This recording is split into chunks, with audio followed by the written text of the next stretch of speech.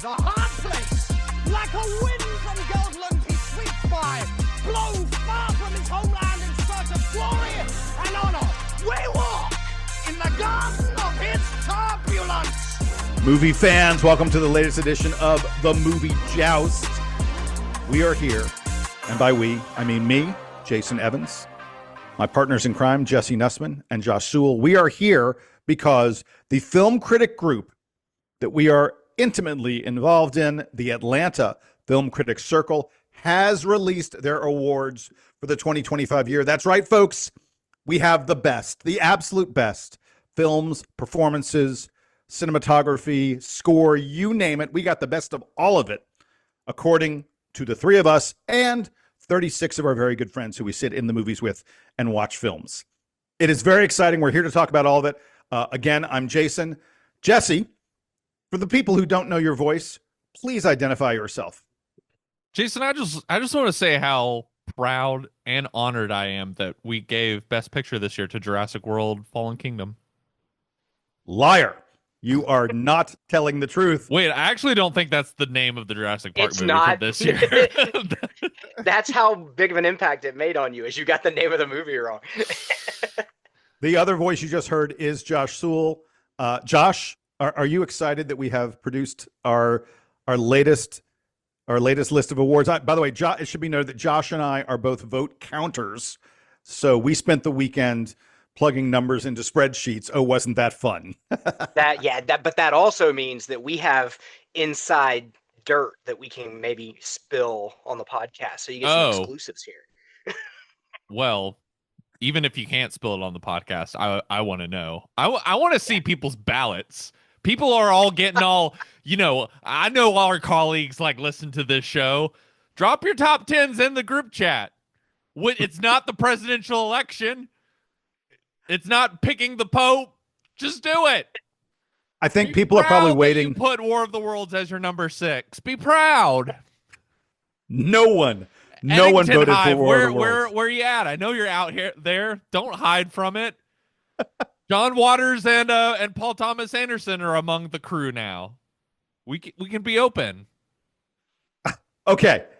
Well, that may be a category that me and Jason can add at the end, is most surprising observation from a vote counter. Yeah, Oh my God. Please do. I want to know what was the wildest movie you guys saw on anyone's ballot.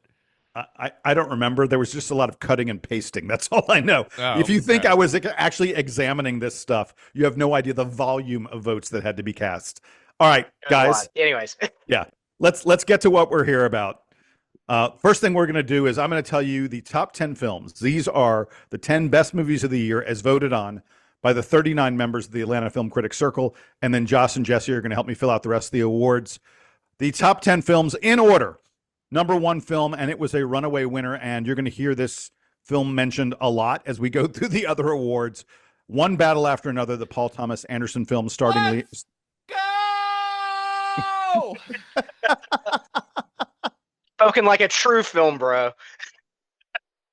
Hey, Number 2. Paul Thomas Anderson is how me as a cis white male am ever able to come into touch with my emotions and my inability to talk with other people.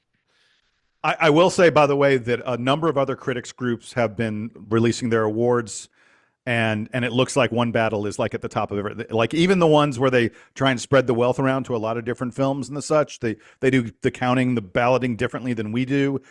Everyone seems to agree One Battle After Another. It is the Oscar frontrunner at this point, the Golden Globe frontrunner, the frontrunner for virtually every award there is out there. So One Battle After. I know there's still some Hamnet talk, but it's starting to feel like an Oppenheimer kind of year. Yeah, I think. I hope not.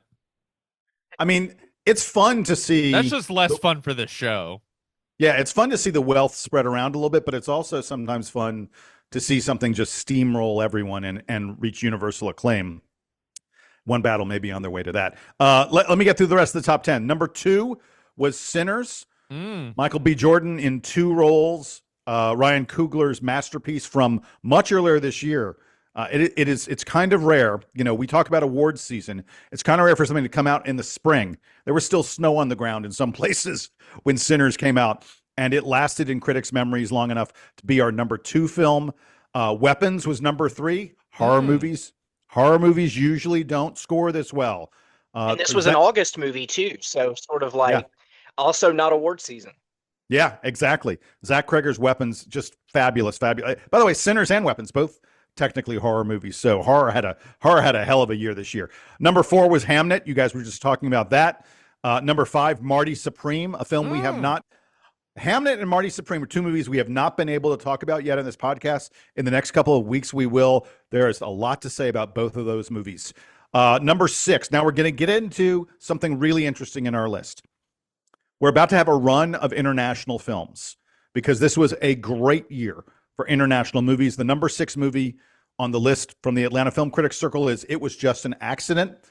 Jafar Panahi's film, the Iranian film, and a remarkable story behind that movie. We've talked about it on this podcast a little bit in the past. Number 7, No Other Choice. You like that one, huh? Number 8, Sentimental Value. Number 9, Train Dreams, a film starring Joel Edgerton. It is on Netflix right now. You can see it, folks. And number 10, the 4th international film in our top 10, The Secret Agent. Yeah, these international movies. Hey, guys, just really quick. The fact that we put 4 international films in the top 10, is that a credit to the international films, or is that saying American movies maybe after the very top struggled a little bit? Josh, what do you think? Yes, to put it Good answer. to both. But also, in addition to big year for international films, this is a big year for international films distributed by Neon.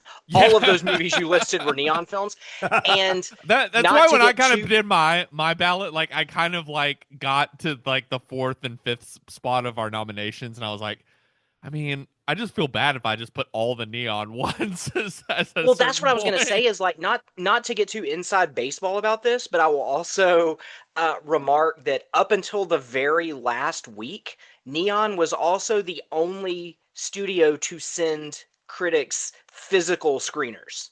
Yeah. And I think there's something to be said about, not to get all, those were the days about this, but there's something to be said about popping a DVD in your DVD player and watching a movie. And I think that adds to the emotional resonance of the film. And as a result, Neon made it easy for a lot of critics to see these movies, as opposed to there's some movies, and we'll get to it a little bit later. There's some movies in our top 10 that I'm like, that movie should have finished higher, but they made it so difficult. Like you had one chance to see this movie that if you're a critic and for some reason you missed that, gone. And that movie's now nowhere on your ballot as a result of that. Or, if they're having 6 screenings a week and you live 90 minutes away and can only come to 1 or 2. Womp womp. Says the guy who lives with the cows, Jesse, really quick, let me get your answer to my question. Do you think the international films having as big a role as they did is because we had a tough year in the U.S. or because these international movies are really special? Probably a little bit of both. I mean, these are all you didn't name a single bad movie in that bunch. Like the one that's my least favorite of that bunch is probably Sentimental Value, and even then, I would say that's a really good movie. It basically is so similar to the Jake Haley conversation we had a few episodes back, but done way more interestingly. But yeah, there is kind of a reality of we talked about multiple times in previous episodes, this was a weak fall awards season, whatever we want to call the adult movie season that is the fall. This kind of was just an underwhelming year in terms of the crop that we got from Hollywood. Most of the movies on that list are either international movies or they came out prior to October, I would say. Yeah, I think Jason, you can kind of vouch for this as well, that we'll get to the international category later, but aside from that, this was not a close vote across your top 10. So when you look at the totals for our top 10, first, like you said, they're all great movies. There's not a stinker in the bunch. There are some I may like more than others, but there's not a bad film in this top 10. But if you look at the individual ballots, this was a one battle after another bloodbath. You had one battle after another. You had Sinners, and then you had an assorted number of also rans. Yeah, So, it was like a not collection of really cool, I mean, genuinely great international movies, a couple like wow surprise that was so much fun, like genre pictures, mostly distributed by Warner Brothers, and then like one honest to God masterpiece that everyone was like, all right, canonized immediately, instant classic, Yeah. you know. because this was the first time I can remember, Jason and I've been doing this for a while. You had movies that were like just outside of the top 10. We're talking maybe 13th or 14th place with like 40 points to Yeah. like One Battle After Another's 300. Like it was just overwhelmingly the pick. Yeah. Usually there are several films where you're like, oh, if one more person had put this in their top five or something, like we could change the order of like films like 7 through 12 really easily. And RIP had to blow up a pipeline oh, don't even get me started. Yeah, I know. I know. Um, Harkening back to, was that 2 years? I think it was 2 years ago. 2 years ago. Yeah. Yeah. Yeah. What a wonderful film. I was so bummed that didn't make our top 10 in any event. But this year it was like, yeah, it was just a runaway. Hey, Josh, I tell you what, it's your turn. Go ahead and give me the four winners of our acting categories and give me the runner up in each one as well. So yeah, absolutely. This was a year where some of us really pushed for runner-ups because it really did reveal how close some of these categories are, and that's especially the case with Best Lead Actor. Our award went to Leonardo DiCaprio for One Battle After Another, but right on his heels was Michael B. Jordan in Sinners. Both of those very excellent performances for different reasons. Lead actress, I don't think this is going to be a surprise to anybody who follows awards season, was Jessie Buckley in Hamnet. The runner-up was Rose Byrne for If I Had Legs, I'd Kick You, which is a pretty divisive movie, but I don't think anybody complained about her performance. Like, people may have mixed feelings on the film itself, but I think everybody loved Rose Byrne in that film. Best Supporting Actor, this one was a surprise for me, a very welcome surprise. Yeah. Benicio del Toro for One Battle After Another. He was, not to be biased or anything, he was my pick. He's the guy I was rooting for because I feel like he's the heart and soul of that film. Where the runner-up, Sean Penn for One Battle After Another, was sort of like the big scary monster of the film. Benicio del Toro was the guy that you really wanted to root for, and so I'm glad that heart kind of came through in the voting. I think, and I was going to say, Go ahead, by the way, sorry. really quick. First of all, it's incredibly rare for one film to produce first place and second place in a Right. category like this. Usually, if it's the same movie, they'll divide the votes a little bit. But even more than that, what tends to happen is that everyone goes, "Oh, the two great performances, but one of them is clearly better." And in this case, that didn't really happen because it was a very close vote between Benicio del Toro and Sean Penn. I think the remarkable thing about Benicio's victory is that it's a much smaller role. Like you could almost Yes. argue Sean Penn is almost in this movie in One Battle as much as Leonardo DiCaprio is. Yeah, I would argue that Sean Penn is a co-lead. Yeah, yeah. So that makes, Benicio winning supporting. Essentially, he had to beat someone who was in the movie more than he was, who is a bigger driver of the story than he is.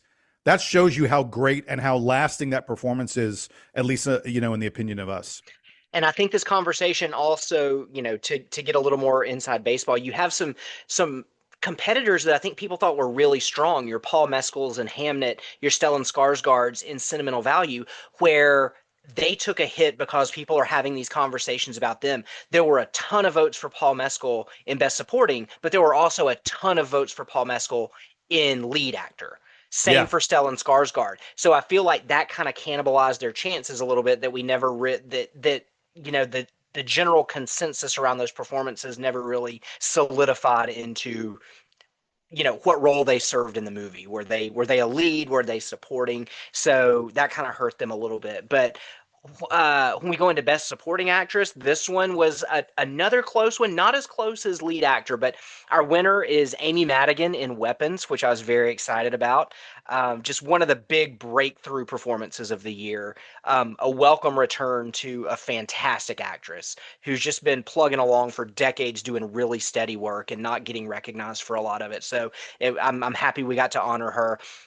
And then the runner up is sort of on the other side of that, where like it's sort of like a fresh face. She's only been around for a few years, but doing incredible work, which is Tiana Taylor for One Battle After Another. So two very excellent, winners and runners up. And then you've got as far as like overall casts, some familiar names again. Best ensemble, One Battle After Another. Runner up, Sinners. Yeah, those two names, those two films. Yeah. Showing up a whole lot on our list. Oh, yeah. Jesse, go ahead and take us through some of the other categories very quickly.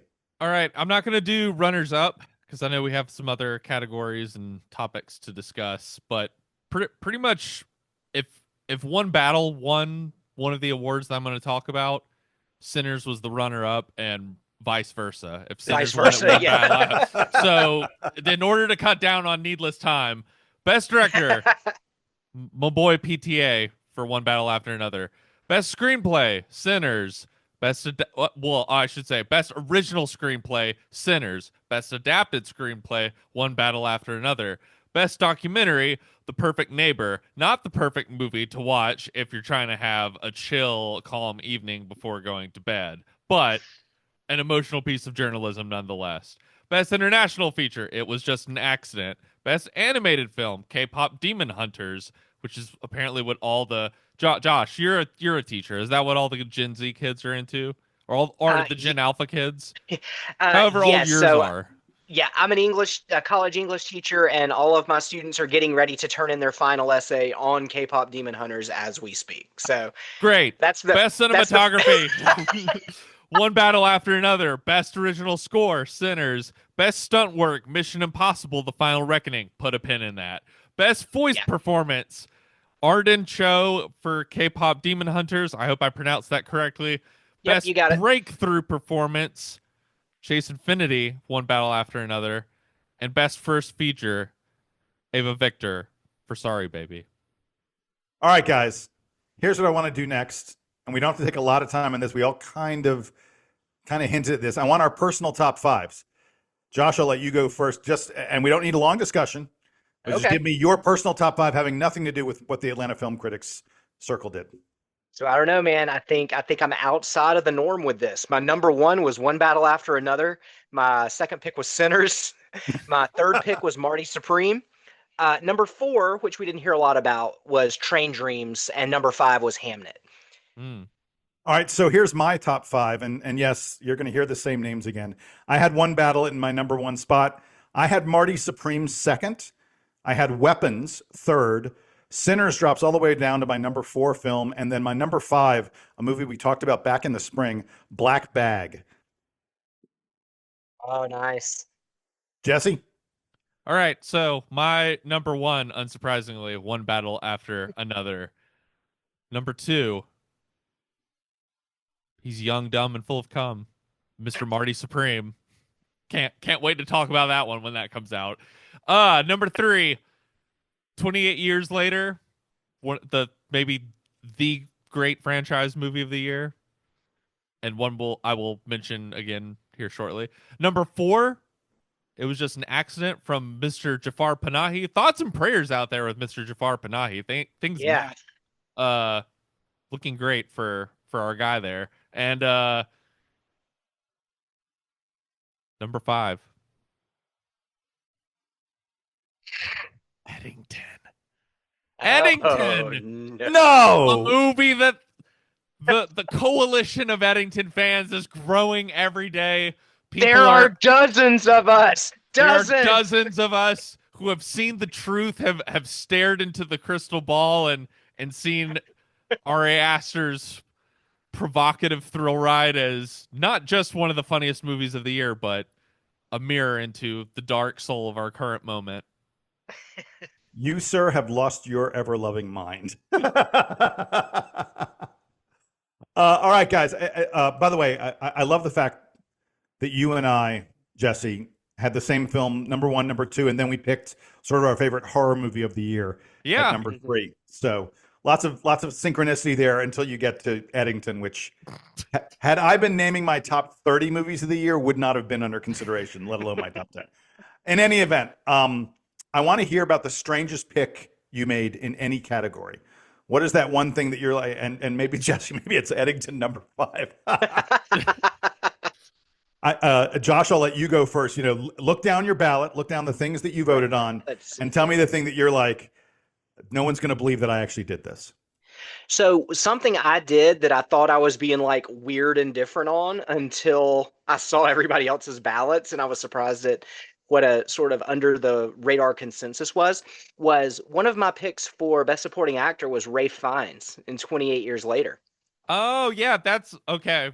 Now I got to think of another one. See, okay. Look at that. Well, the hive minds. I figured out another one, but yes, I love this performance. So please, I'm excited that it means as much to you as it does for me. Yeah, he's fantastic. All right, Jesse, what's your strangest pick? I mean, I just want to say Ralph Fiennes in this movie, he should be getting the kind of Oscar talk that he got last year for whatever the Pope movie was. Like Conclave. That whole section of the movie where he comes in, both times I've seen it have made me just like bawl, cry. What I will, I guess, describe for anyone who hasn't seen this movie as the funeral scene at the end, sobbing. One of the most like beautiful things, and inside this like gross, nasty, gnarly zombie movie. I think, it's incredible. My weirdest pick, I mean, probably 28 Years Later too, but for cinematography I think the other thing that is so cool about this movie is like the weird iPhone cinematography that both it feels in lineage of what they were doing at the first movie, but also like so completely different. And there's just like images in it that are beyond anything that I've seen before and are so strange. And you're like, this doesn't feel like a movie, but like it's so visceral and immediate. That movie's really underrated. People should check it out. All right, so my strangest is also in the best supporting actor category. I chose Kevin O'Leary from Marty Supreme. And if you're like, nice. Kevin O'Leary, who's that? And by the way, I because I'm one of the vote counters, I'm pretty sure I was the only person to vote for him. I noticed it when it popped up. Yeah. Yeah. So clearly I'm an outlier on this, but you're going to be like, wait, Kevin O'Leary, I feel like I know that name. What's he in? So Kevin O'Leary, not an actor. Kevin O'Leary, well known for being a businessman. He is one of the sharks on Shark Tank. He's known as Mr. Wonderful. If you ever watch Shark Tank, he plays, I know this is a big stretch, wait for it. He plays a businessman in Marty Supreme, a very wealthy businessman who is condescending and, conniving, all the negative things that you would associate with a businessman. He really demonstrates his range here. Yeah, exactly. For anyone who has ever seen him on Shark Tank, it's basically just that guy. Exactly. but in 1950s glasses. But and here is why I voted for him. First of all, he delivers the line of the year. Gentlemen, am I right? Am I correct? Yes. He has a line in that movie that is the most memorable line of the entire year. Fight me. Anyone? It's a good line. I'm gonna say no, but let's table this until we talk about Marty Supreme. It's amazing, but I didn't vote for him because of that. I voted for him because I think he does a really great job portraying this character. Even if it is who he is on Shark Tank, even if it is who he is in real life, he is essential to this movie. The movie does not, I mean, look, the movie's built on Timothée Chalamet's shoulders, and there are some wonderful female supporting performances in it, but he is super important, and you don't realize how important he is until later in the film. Like, I thought he was just going to waft in and have one or two really quick nothing scenes, and then suddenly he keeps coming back, and you're like, oh wait, this reality TV guy is actually doing some acting here for us. So that was my weirdest pick. And it sounds like you guys don't think I'm insane. No, not at all. It was just a supporting actor was Go ahead, Josh. No, I don't think you're crazy at all. Supporting actor this year was a bloodbath. That might have been one of the most competitive categories. Yeah, I think if anything, it's sort of why I put Marty Supreme as my pick for ensemble, because in just sort of thinking about like, obviously a huge part of the conversation is going to be Timothy Chalamet, but then getting down into, your recognizable supporting people like Gwyneth Paltrow, and the getting down to like people like, oh hey, there's Tyler the Creator, oh hey, there's the guy from Shark Tank, wait, is that Abel Ferrara? And then you get down to like even the bottom tier people of just sort of like this like random who plays the guy who plays the cop that like comes to arrest him at some point, or like the people in Penn the Jillette. ping pong. Penn Jillette of Penn and Teller shows up like out of nowhere. Yeah, it's just I that movie. Do we get the casting Oscar this year? We do. If that movie does not win that award, that is like insane to me, because of like how perfect down to like every little like bit person who comes on screen in that movie. I think the folks who casted One Battle are going to fight with you on that. And Sinners. Sinners is full of like some of those side performances in Sinners are just okay. Anyway, all right. So let's get to the next thing we're going to do with the Atlanta Film Critics Circle choices, which is I want to hear the one that you think was the best, that you're the most proud of. Jesse, I'm going to let you go first. What is the one thing that you're like, yes, we did the right thing here? Amy Madigan. It like no question in my mind. Like I feel like all of us, after we saw that movie over the summer, and even like revisiting it for Halloween recently once it was up on streaming, like that's the best section of that movie. It just like the movie, she's able to just sort of like steal it away from the mystery and from everything else going on, and just like becomes almost like it really is the sort of flip of how much Tiana Taylor just sort of like the first third of One Battle like revolves around her. That whole last section of weapons is really, in my opinion, what took it from the like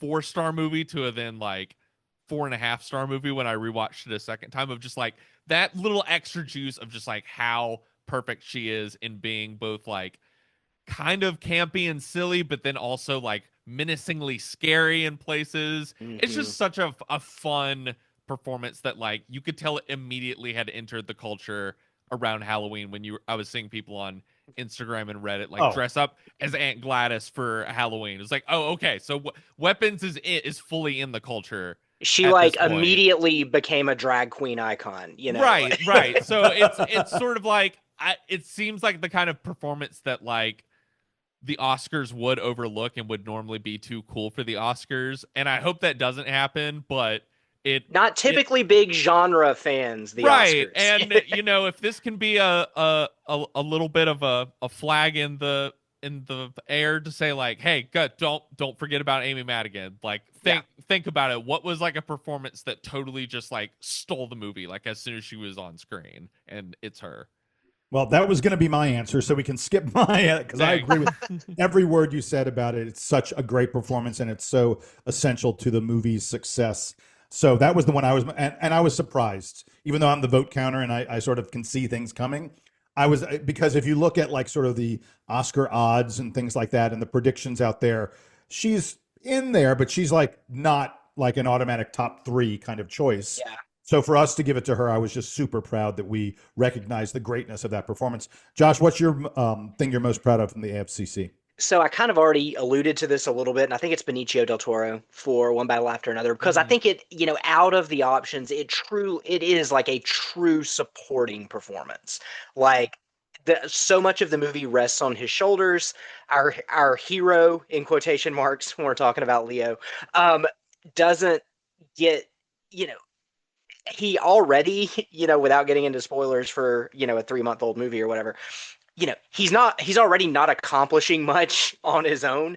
He gets nothing done without Benicio del Toro, and so I think that's just the definition of a supporting character, someone who just supports the lead, helps propel the protagonist towards what their ultimate goal is, or hinders them from their goal if it's, an antagonist performance. But since I already talked about that a little bit, I'm going to just sneak in a plug for Chase Infinity for Best Breakthrough, because it was a tough one this year between her and Miles Caton for Sinners. And it's just it's one of those things where, you know, if you're gonna have a problem with winners, it's a problem that there are too many good choices. Both of them, you know, as soon as they popped up on screen in Sinners or in One Battle, you're like, who the heck It's been a is this few person? years since, you know, this is probably the first time since I joined you guys, like 3 years ago, I guess it was at this point. Hmm. Like, this is the first time I feel like we've had like a very competitive race in that category. Because Yeah. I mean, I also feel like there was a lot of love for David Cornsweet. Well, I was going to say too, the for, vote was for the vote was Superman. actually the vote And was really close. Corn Sweat, it was Chase Infinity clearly won, but there was plenty of support for Miles Caton and David Cornsweet from Yeah. Superman. And I mean, I don't I know can't how you remember have ever like that category. It's usually like one person where it's like, you know, it's like a you know, an Austin Butler Elvis sort of year, and it's sort right. of like, A few years ago, oh we gave it yeah, to Lady Gaga. obviously, yeah. A Yeah. few years ago, Lady And then Gaga won it for Stars Born. And we were like, that's a no brainer. Of course, that's her breakthrough. But Yeah. And then, you know, but the last couple of years, it ended up being like that our breakthrough was also Best Actress. And right. so it was nice to sort of spread the wealth a little bit this year. Mm-hmm. All right, guys. So next category that we're going to get through is the Atlanta Film Critics Circle choice that you think is the worst, that you're the least happy about. I'm going to lead it off. Leonardo DiCaprio winning Best Actor for What?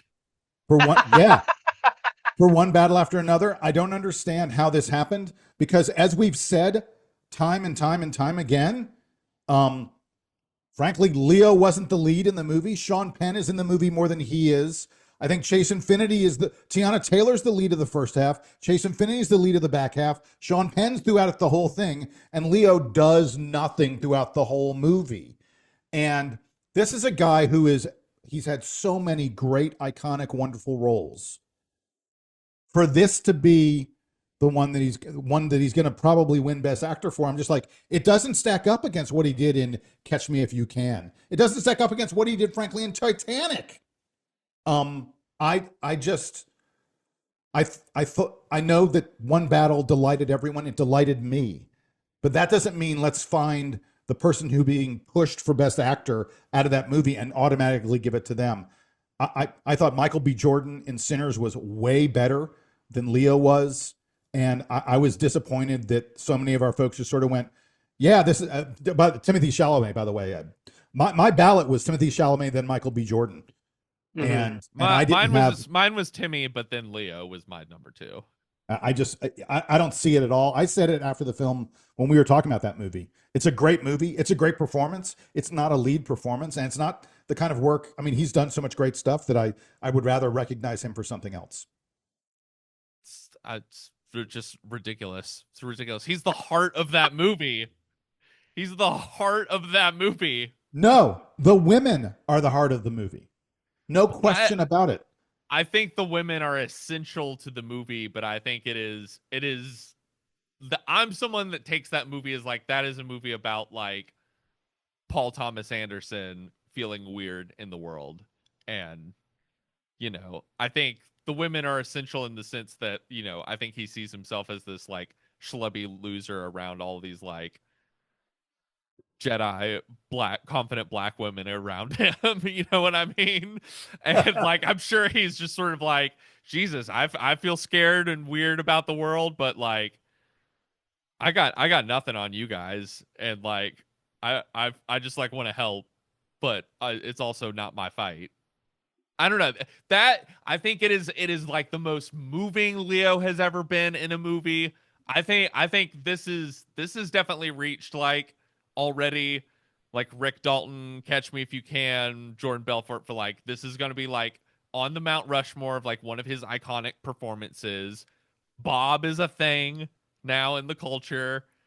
He like instantly made an iconic character on screen, and it's him sort of like tender and cuddly and emotional in a way that like it basically is a lot of the stuff he was doing with like Rick Dalton and with Wolf of Wall Street, but now there's this like whole other emotional layer to it that I just found so moving. He makes me cry in that movie. So he deserves the Best Actor. It's not like this is The Revenant, where he's getting like gang raped by a bunch of grizzly bears or something like that. You know what I mean? Josh, Giving break a the tie. real human performance. Josh, it falls to you. We've heard So Jesse cried. I'm underwhelmed. I will say he was not in my best actor ballot, but that was There you because go. I figured it was because he was a shoe-in. Like if he was some sort of underdog, I might have thrown his name in there. Apparently, he is the underdog. He was the winner. He is not an underdog. So I would say like it's not even really a complaint because you can't, to me at least, I can't complain about these winners. Leo is great in the film, but I do think that it feels like a year where the easy answers are the ones that won. Not to get all pretentious film critic on everybody, but that's our job. Is a lot of really, really good performances feel like they're getting ignored because their movies were either too small or they didn't do well enough at the box office. People like Ethan Hawke in Blue Moon, who I would have liked to see get more steam or traction behind his name. And then the one that I kept blowing the horn for the entire award season. Yeah. And I, like you with Kevin O'Leary, my single vote for David Strathairn for A Little Prayer for Best Actor. It's some of the best work he's done in a very impressive career. And to see him just sort of get ignored for it because the movie's so small and got stuck with a, we'll say, not great experienced distributor. I feel like that we're doing him a disservice for the quality of work that he's doing. So, but again, it's if that's what I'm complaining about this year, it's a good year. Like, yeah, I don't really have a lot to complain about here. Okay, but the question was, and I know we got off track, but the award, the winner, or ranking that the AFCC did that you were the most disappointed with, or feel the worst about. What's it going to be, Josh? I know this is a cop-out. I don't really see any. Okay, how about I'm going to go with Mission Impossible for best stunts because it's the super obvious answer. And when we're talking about best stunt, you're talking about one dude. Isn't it amazing that 6-year-old Tom Cruise is hanging off a plane when you have other films like Final Destination Bloodlines or F1 or these other really stunt-heavy movies that feel like they're getting shoved to the sideline because they're not a 6-year-old man hanging off an airplane. I think you're insane. Okay, fair enough. Yeah, the award is not. Josh, did you see the plane sequence? I did. I just feel like that was a race where like nobody even talked about it. They're just like, all right, it's gonna be Tom Cruise. What else we got? So yeah, because it was unbelievable. That's because it's the best stunt work of the year. The reason it's obvious. That's like one of the craziest things I've ever seen in a movie. That's like Buster Keaton level, like, holy shit, how did no one die? It's not the other nominees' fault that they don't have magic Xenu powers that let them levitate on an airplane. Look, I got a lot of nasty things to say about that Mission Impossible movie, but it's not a good movie. That did get the immediate write-in for number one as soon as I saw that sequence. And I think that might have been the other reason I was just kind of blah on it. I'm like, yeah, the stunts are great, but it's a really bad movie. So, do you vote for a really bad movie because the stunts are good? Like, I feel like you should vote for a movie where the stunts enhance the quality of the film rather than distract from how bad it is. Think about how bad that movie would have been without good stunts. That's what I'm saying. We're saying the same thing, but from opposite angles. The category was not best stunts in a movie you enjoyed. The category was just best stunts, and it's Mission Impossible. No question about it. Jesse, what's the one you're most disappointed in? Oh.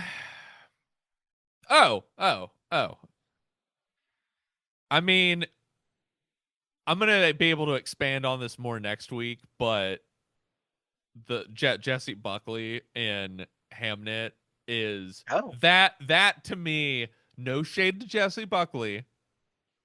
That just sort of feels like one of those things that like that got decided back in September by like the film festival circuit.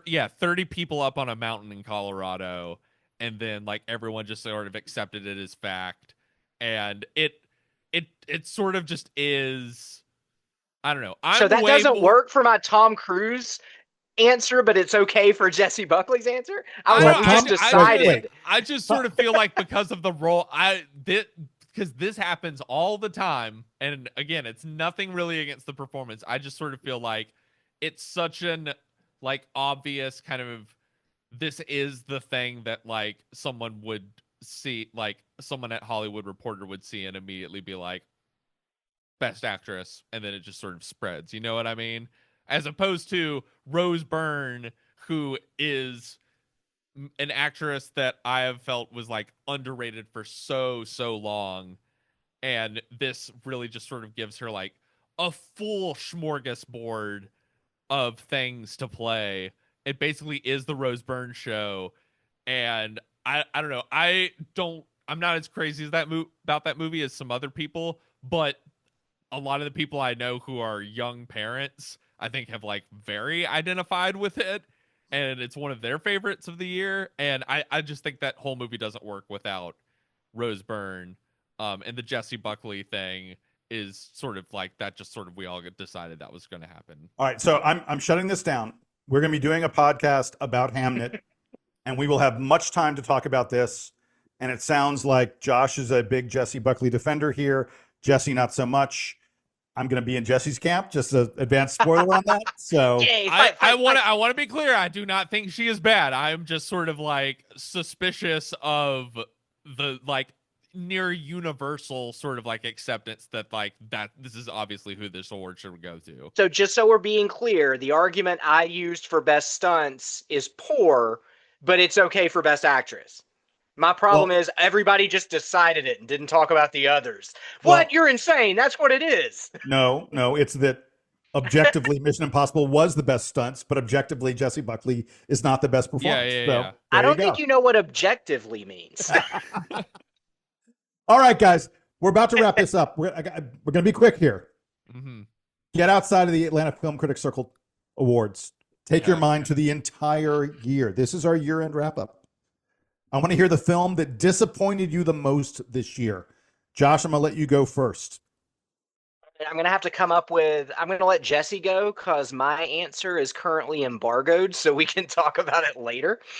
Oh. So while I'm thinking of a follow-up, Jesse can go.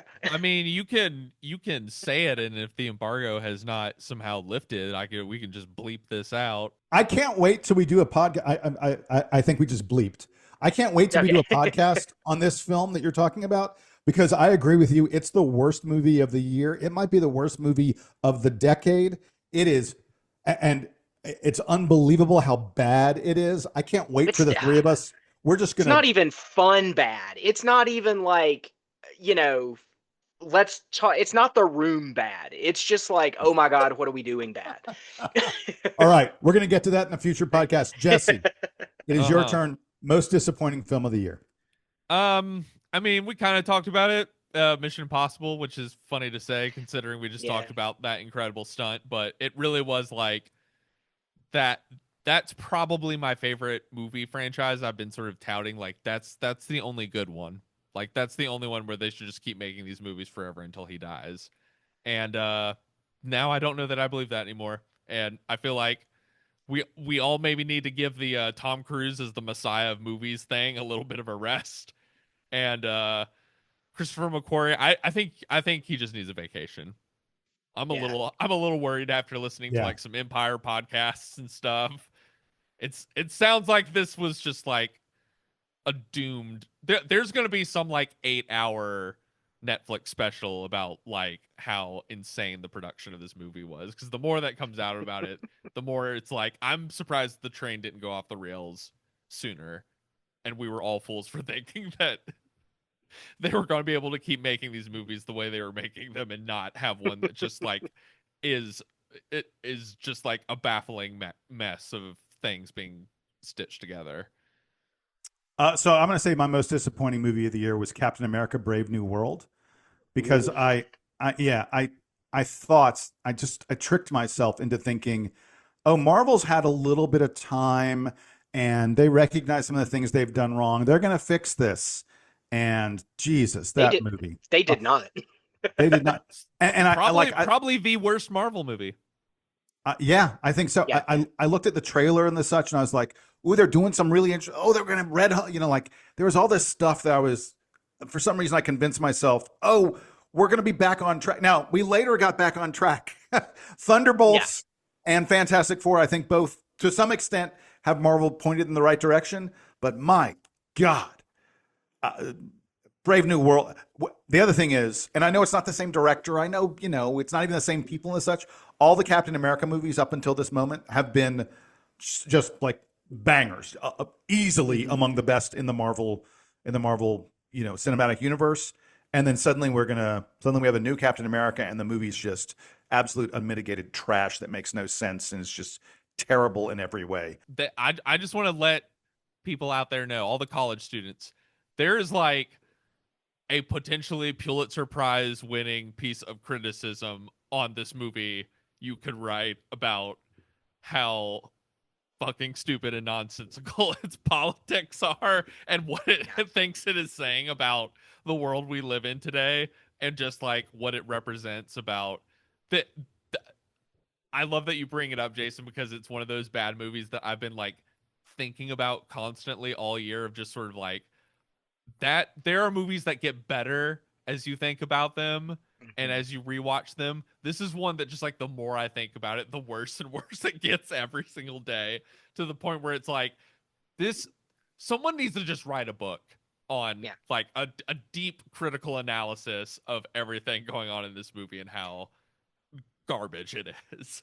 And then you have on the opposite end of that spectrum, I wouldn't call it most disappointing because I don't think anybody expected great things from it. But I was going back through some old reviews while you were talking, and this might get my award for, oh yeah, remember that? Hey, do you remember The Electric State? Netflix's $300 million. Oh yeah. Wow. It's one of the year's worst movies, but I don't think anybody was expecting it to be great. But that's like a back-to-back Anthony Mackie. What are you doing, man? That thing is unwatchable. Oh yeah. Like Mr. Potato Head or something in it. Yeah, some sort of robot. He's Chris Pratt's robot friend, but like Mr. Potato Head's a character, right? No, I think he just Mr. looks Peanut. like Mr. Peanut. Mr. Peanut. It's yeah. Mr. Peanut. Okay. Woody Harrelson as Mr. Peanut. That's right. Woody Harrelson's in two of the worst movies of the year, just like Anthony Mackie. Voices Mr. Peanut as like a robot civil rights leader or something like that. Stop. We're not.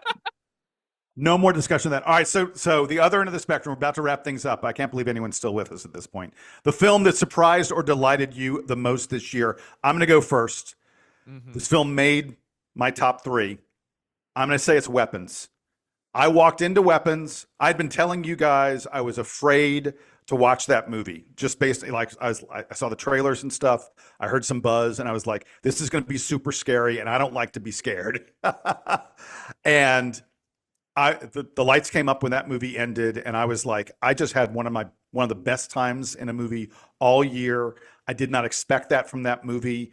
I'd seen other stuff Zach Kreger had done, but I didn't know that he had this kind of film in him.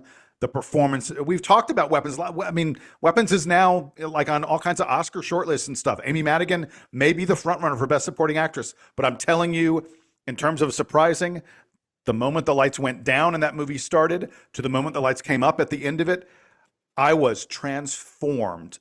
And that hands down for me, that's my most surprising and most delighted I've been in a film all year. Josh, go next. Okay, so I'm going to go with my most delightful, and I know I've talked about it on the pod before, but it's been a minute. But I feel like it's not getting enough love this year. It was my number 7 in my top 10, and that's The Life of Chuck. And I know that it was we'll say mixed reaction to that on the pod. But just on degree of difficulty, if you've read that novella, it should be unadaptable. Like you shouldn't be able to make that into a movie. And we can argue over the varying degrees of success that Mike Flanagan had making that film, but the fact that it even got to the screen at all in a way that made sense to a lot of viewers is a pretty big victory in my book, and I just wish more people were talking about it. So I was going to get one more plug out there for The Life of Chuck. Jesse, your turn. Go ahead. Okay. So I'm gonna talk about a tiny little movie that I'm not really sure if I've talked about on this show before, which is Ephus, which is this small little indie film. that really got shafted by us somehow in the award season, Brock, because it not enough people had seen it for it to like make the like first qualifying round for debut feature, but then like as soon as everyone started catching up with it, like it almost cracked into the top 10. Like the group chat just kept billowing and being like, oh, Ephus, delightful, incredible, a spiritual reckoning with baseball.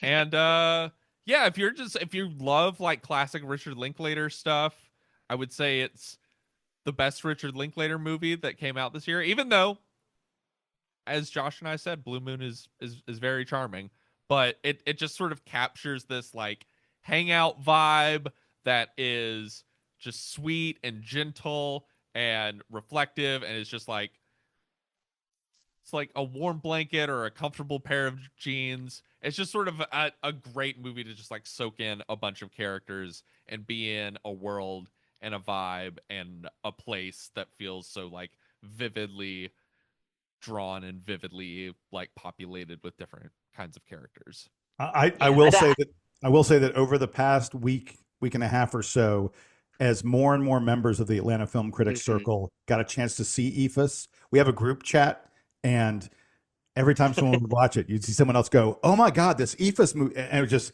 Ephus Hive. And like one of those things kept on that like growing. I kind of have to like credit to Letterboxd, because like I don't know, like I don't remember like it screening for us or anything. It was literally just something about like someone, a friend of mine, I forget who, that I followed on Letterboxd, like gave it a really high rating, gave it like 5 stars or something, and I was like, oh, what is this? I mean, I gotta check it out then, and then like rented it on VOD, and surprise, became this kind of like, you know, little word of mouth sensation with our group of just sort of like, if you're in the Hive, you know. Well, Jesse, if you were a reader of Flicks Chat, mine and Jason's, you would see that I wrote about it back in June.